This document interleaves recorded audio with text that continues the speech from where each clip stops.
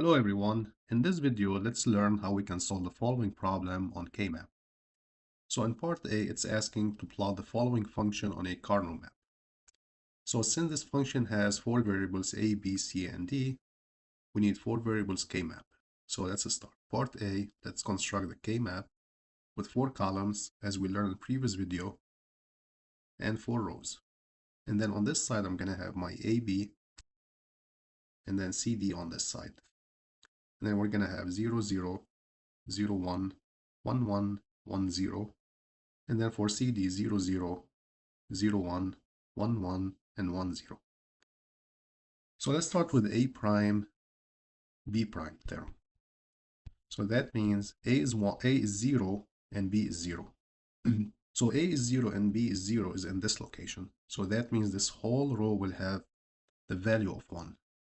So we'll have 1, 1, 1, 1. The next term we're going to have is CD prime. So that means 1 for C and 0 for D prime.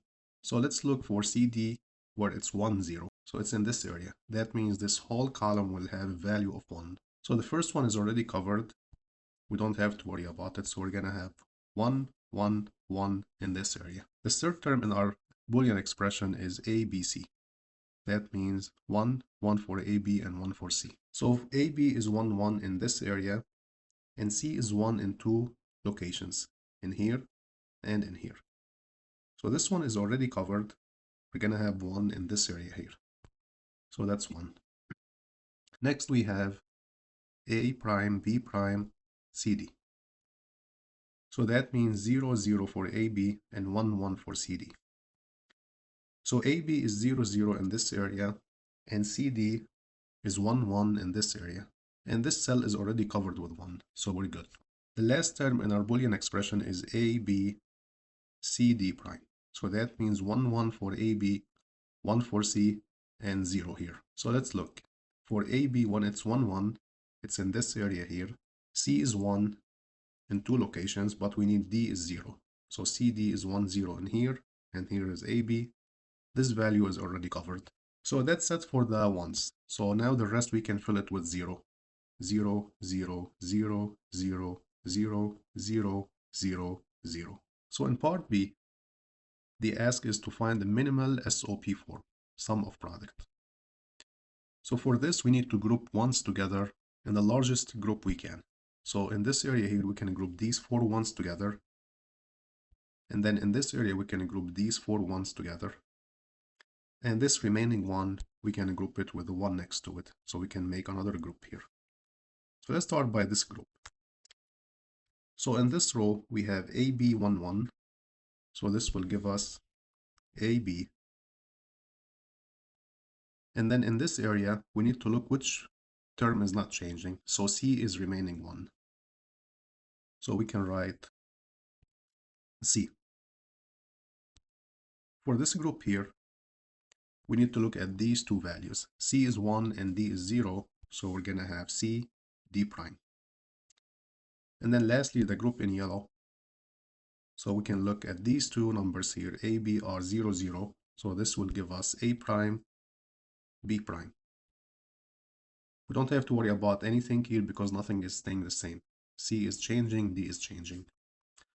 So that's it. The minimal SOP form for the function f will be equal to, in yellow, A prime, B prime, plus in red, ABC,